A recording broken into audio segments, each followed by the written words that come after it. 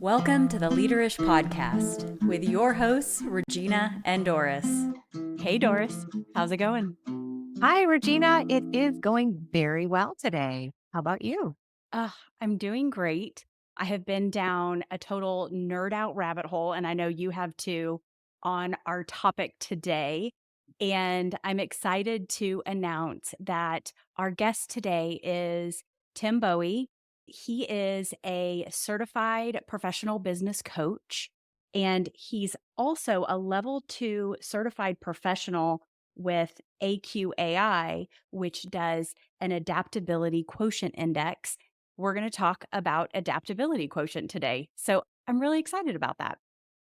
Me too. Welcome, Tim. Can you tell us a little bit more about yourself? Sure. Thank you. I appreciate that. First of all, I'm a Buckeye from the great state of Ohio. Now, I've been a business coach this year, starting after a successful career in IT as a sales professional and consultant. And last year made the jump to starting my own business as a business coach. And that's where I had the opportunity to meet you, Doris, where our paths crossed. And very proud of that. And I got into adaptability. I heard about this as I was building out my practice and learned about this thing called adaptability. It's like, I like change. I can embrace change. So, Tim, when you talk about adaptability quotient, what does that even mean? There's IQ and EQ. Now there's AQ. Adaptability quotient is the measure of somebody or an organization's ability to adapt.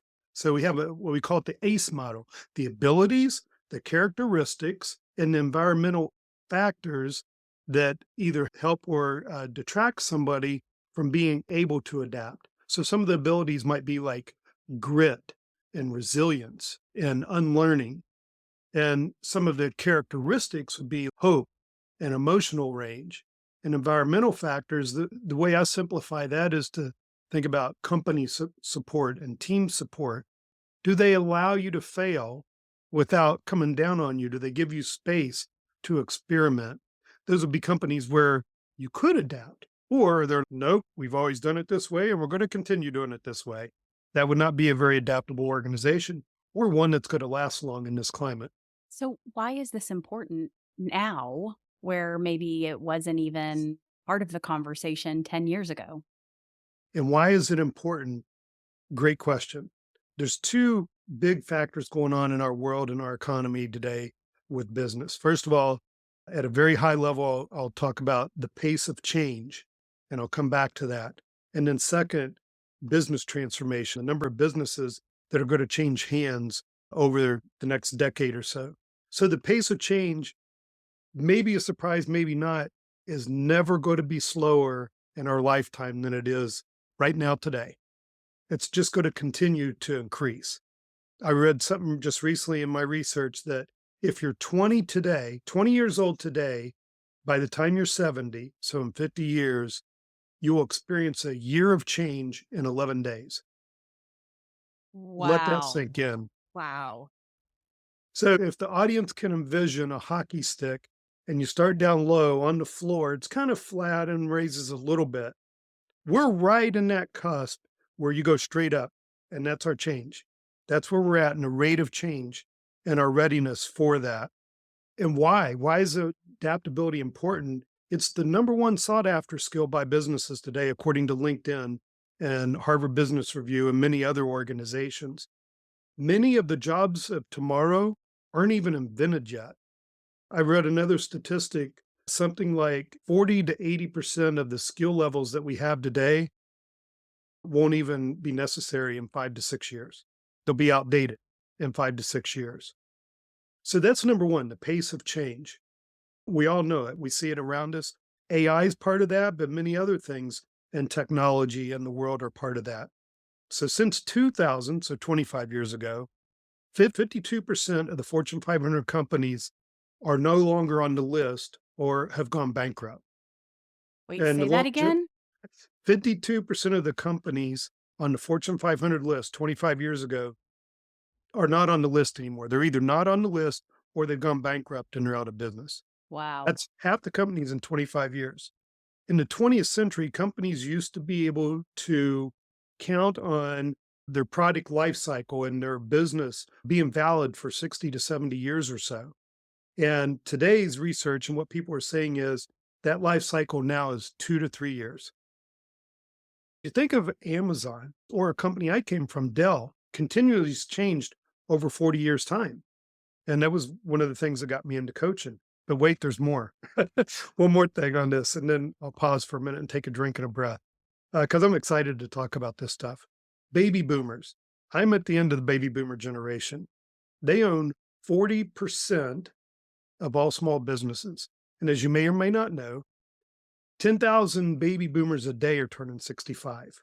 Many of them are these business owners. The SBA estimates they own 12 million small businesses. 10 million of those are going to transition in the next 5 years by 2029. That sounds like a lot. That's scary, but it's That's a also lot. opportunity. I want to go back to your statistic, the 52%. Let's flip that around to the 48% that are still on the list. So they clearly are adaptable. What do you think that they have been doing right for the last 25 years that demonstrate adaptability? That's a great question. And I don't have an answer to that, but I'm going to just use my own life being at Dell for the last 12 years. And even in that 12-year period, seeing how they're willing to try new things and willing to change, willing to do the hard things. What's one of the hardest things? It's about the people. And not that it's right, but if you look at it for the business life cycle, for the state of the business and the life of the business, they've got to change people. They've got to let people go. They've got to bring new people in. Blockbuster, they didn't. Yeah. They Netflix, they did. they wouldn't try new things. They just kept with their same business model as Netflix disrupted their industry and continued to disrupt it. Netflix isn't even the same company that I signed up for dozens of years ago to have 2 DVDs sent to me at a time, right? You've lived through that, yeah. I have, yeah, absolutely. And there's some angst in that for us as consumers. But there's also maybe somebody that's curious is always looking forward to what are they going to do next? What's that company going to do next? What am I going to get from them next? That sort of thing. That's a foundation of adaptability is being curious, which means also being willing. One of the things that struck me, you had used the word unlearn right as we were getting started. And what dawned on me when you brought up Blockbuster, for instance, and by the way, there is a great Business Wars series on Blockbuster versus Netflix that Oh, I'm obsessed with the whole Business Wars podcast, but that series was excellent. And one of the things that I learned about Blockbuster, it's not necessarily that they weren't willing to try new things. They couldn't unlearn what they had always done. And that was so really impactful to me. This whole idea of unlearning the stuff that you know so that you can learn something new. So it's that curiosity and the ability to go, okay, things have changed, and to realize that things have changed. And now you need to unlearn what you used to know and learn something new. I'm going to put a little teaser out there because by the time we get to the end, unlearn is one of the adaptability subdimensions that I want to talk about to help the audience with a little bit of what can I do to adapt? Where can I start? So we're going to come back and talk about unlearn. Excellent. I love that. I love that too, but I want to, before I forget the question, I want to hypothetically go back. And if you were the coach for Blockbuster as they were unwilling to unlearn, what would be some things that you would share with them, Tim, to help them unlearn and become more like Netflix or be able to open their minds to a different business model? That's a loaded question, Doris. One of the things to start is how can you do it differently? If this is your goal, your outcome that you're going, and this is the path you're on, what is another way to get there? Do you think that sometimes you have to change the goal in order to be adaptable as well? So it's not just how do you get to the goal, but also changing the goal. Yes. So I'm working with a gentleman who's aspiring for a certain lifestyle, and he believes that he has to own his own business to do that. I want to challenge him and say, it's the same case in point, just on a much smaller scale. Maybe you don't have to have the burden of owning a business and all that comes with that. There's burdens and joys. Maybe there's a different path to that. And I'm going to take him through some exploration about doing that. So that would be unlearning and also maybe changing the goal. Maybe his goal actually is not what he thinks that it is. Maybe it's not the financial end, and maybe it's not the means to that end. Maybe it's something else. And that's what we have to go explore, Regina. Mm. Yeah, and I will add to that because I know you and I both ask this question a lot, Tim, is why? Tell me more. What's your why? What is your why? Just digging deeper and they give you an answer and then you ask why again. And they give you an answer and you ask why again. And you get to the very bottom and the most important thing to them, which in this exploration with your client could lead to a very different path than the one he originally thought he was going on. Right. Which is probably what Netflix did in the scenario where we're talking about Netflix and Blockbuster. I have a question that is interesting. And this came from a conversation that I had earlier today with a dear friend of mine. And I was nerding out with her on this and so excited about the podcast. We were chatting about it. She goes, I think that there are times when the strength of adaptability can be overused. And especially if you are an employee within an organization. So you are so adaptable that you always go with the flow. You're always okay with the next thing and the next change, and you get on board very easily. She said, I think that there are times when that strength actually becomes a derailer. You become complacent, you lose your point of view, and you adopt the point of view of others in order to adapt. What are your thoughts there? I love that idea. I'm going to lean in a little bit different direction than being too adaptable, because I think there's a great balance when you have somebody that is a little more less willing to move away from what they know, which creates some stability.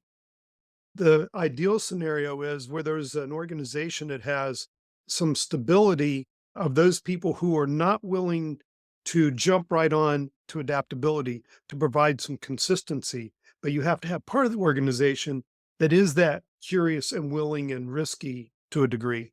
So you don't want everybody in the organization to be at a 900 on adaptability scale, because then you may leave things a wreck behind you. Yeah. And then you're constantly changing. So nothing takes root, nothing grows. And then you essentially stop learning because you're always trying new things. You're always jumping in with curiosity and you don't play things out to see what you can learn from that. Right. Maybe. Yeah. I also think that there might be a challenge as well when you overuse the skill of adaptability, that you might lose your ability to influence. Do you have a point of view on that? Tell me a little bit more about why you think you would lose your ability to influence. I think it goes back to point of view. When one is always accepting the point of view and adapting to their surroundings and adapting to a new point of view or learning a new point of view, then they don't have their own point of view. And this goes back to our detox episodes, Mm, I think. mm. They lose their point of view. And then, therefore, when one doesn't have a strong point of view, one isn't able to influence others to their point of view. There's someone that I've encountered that scored the highest on adaptability within the people that I've worked with in this. I think he's got a point of view as a leader that people will always follow him. But the challenge that came for him was not everybody is at his pace. And that could be a bad impact on his coworkers, on his constituents, and on his family because he moves so fast. So I think he still can influence in a leadership way, but I think the challenge is he needs to understand we're not moving at his pace.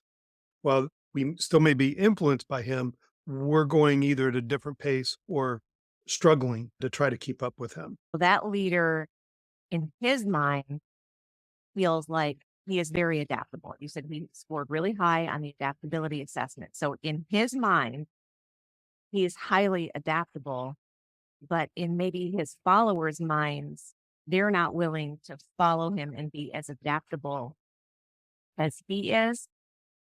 Walk me through that a little bit. I would say that most people are not as adaptable as he is. And everything in adaptability, we got to keep in mind is in context. You have to understand what the context is. Because even for that gentleman, while he scored high that day, if I went back today, the context of where he might be now, if that's changed, would because environment is part of the measurements that we take, the environmental influencers may impact that. So back to your part, Doris, I think it will depend on the context of where those people are in their job roles, and especially in this particular environment, and what they're trying to accomplish as well. And to follow up on that, what would you advise him to do to be a better leader? Communication is everything. Vision and communication. Continue to position or sell his vision. Here's where we're going. And then communication. Here's where you fit in and helping us obtain that vision. And that's going to come through communication, which you build trust, you show vulnerability, and that's a continuous circle. All this stuff is always going on. The single word answer is communication to them. Would you agree? Yes, I would Oh, I agree. know Doris agrees. She's our communication lady. Yes, I definitely agree.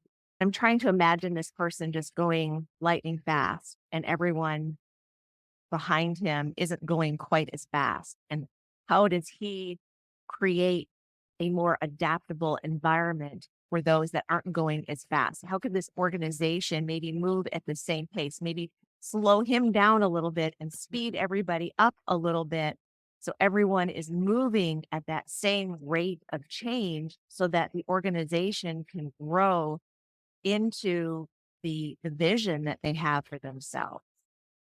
I'm going to go back to where Regina was a few minutes ago, and that is not everybody is going to, and that's okay. In a healthy organization, some people are going to have to trail behind that adaptability pace to create the stability for what is there. That's a good point. And again, that communication, as long as he's communicating effectively, that's okay. Both of those are okay. Both of you, if you will, both of you groups are necessary. I need some of you to follow this and carry it on while others are maintaining the floor, if you will. Maintaining and maybe having a degree of skeptibility. So you have That's healthy. skeptics and the ones that are going to ask the questions. Because I imagine that the leader that's going at 1,000,000 miles an hour, that leader might need to be pulled back a little bit to say, wait a minute, have you thought of this? Here are the risks. Let's slow down and make sure that we're going in the right direction. But maybe we need to take a step back to make sure that as we go forward, that we've answered all the questions that need to be answered. Yeah. If it's kind of like the DISC model in some degrees. If you think about That's exactly where I was going. You've got the I and the C. You've got the I that's all excited and gung-ho and moving at 1,000,000 miles an hour. And you've got that conscientious C that's asking all the questions, that's skeptical, that's not sure that this is the right direction. And sometimes those two need to work together. what I was thinking with that as well is we're all adaptable to some degree, and we're all compliant to some degree, steady, if you will. in that. And it just might be harder, take more energy for somebody to move into that highly adaptable role. Again, it's going to depend on the circumstances. If it's a life or death situation, that adaptability most often, the saying is adapt or die. So some didn't adapt. What's the sense of urgency that goes with this change? Yeah. I found this statistic that says 79% of CEOs are looking or searching for employees who have the key skill of adaptability. So, what are some things that our amazing listeners can do to start building adaptability for themselves? I love that. So in our model, we have 15 subdimensions under the abilities, character, and environment. So we're not going to go into all of that by any means, but there's a few that I do want to focus on that I think for all of us are practical to be thinking about every day. And I'll name them and then we'll talk a little bit about them. Resiliency, mental flexibility, and unlearning, as I teased earlier. So resiliency, it's not just bounce back. Sometimes it's bounce forward. So resiliency being how you recover quickly from a setback. I'll think about a setback in my own personal life. I mentioned Dell last year. I facetiously say I helped Michael Dell get to 73 billion personally, and then he cut me loose. But the reality is that they're changing their business. My business unit was being disassembled and my job was eliminated. There was a handful of us worldwide and that was eliminated. But had I not gone through that, if I had continued down the path I was on, which I loved, it was a great job and I really admired the company, but it was a setback. And I've been through those job change setbacks before. And what I started doing is, okay, I've been through this. What can I do now? And I didn't let it tear me down. I looked for new opportunities in this changing world. And here I am a year later now, and I'm thrilled to be doing what I'm doing. I'm loving what I'm doing. I'm using the past. So that to me was resiliency, and I bounced forward as opposed to just bouncing back and getting another subpar IT job. Any questions or comments about that? It sounds like to me, resiliency is the ability to turn a setback into a gift. Which is also hope and optimism. Oh, right. Which are two other of our sub The hope is characteristics. part of Yeah. character. Yeah. Yeah. And optimism's not one of the subdimensions we measure, but that follows along with hope, if you Okay. have hope or if you don't. Next is mental flexibility. And honestly, this was not a strong one for me. Mental flexibility is adapting to complex or unexpected situations. And I needed to work on mental flexibility a little bit. It's being able to look at different viewpoints, like your perspective on adaptability versus mine. It was definitely a little more difficult for me, but I've become more open and curious in mental flexibility. In my church, we have this mission that we do in the holidays to help people get food baskets. But people by and large today aren't giving as much as they used to give. So we're trying to figure out ways that we can still meet the need, but we have to modify what we're giving and how we're giving. We got to turn ourselves around and look at it from a different perspective, not the way that we've always done it. We've got to ask questions like where we were before. How could we do this differently? Or do we change what we're doing? Maybe we don't do this at all anymore. Maybe we don't go serve this need, we serve a different need. And I'd say personally for me, some time ago, I probably wouldn't have been as willing to try to do that. But now I'm like, hey, this is what I preach and teach. I got to go try it. You used a phrase before, another way to get there. That you're still Yeah. trying to help out a particular group of people, but you're trying to look for another way to get there. So required in order to do that, you need mental fitness. Just like how Netflix still wanted to deliver movies, but they didn't want to use the post office anymore and send up scratch DVDs. Another way to get there. Yeah. The other one that I want to bring up is unlearning. We talked about that. And this is really an exciting one for me. If our listeners are consummate learners, this is an easy one. But if you're not, this is an opportunity to take the challenge. What we have to do today in this world that's changing so fast is we need to learn. We need to learn how to learn because there's going to be so much new stuff coming at us. I remember a time just a few years ago, almost 62 years old, and when I'm looking towards retirement in a few years, and I've got two twin boys that are in college, and one of them was saying, Dad, why are you going through all this stuff, learning this stuff? You're taking these classes and stuff because of change and because I want to learn. I want to continue improving. And part of continuing to improve is you've got to unlearn what used to work and what Yeah. did. And so a way to do that, here's one, again, personal story on this one. So I mentioned my boys, I've got 4 kids. And this time of year, I've got 25 plus mature trees around my yard in Ohio. So guess what they're all doing? They're shedding their leaves. And I have piles and piles and piles of leaves. For 25 years, I've had my kids here to help do that. I don't have any kids here anymore. So this part of unlearning is I don't just take a weekend and go get it all done.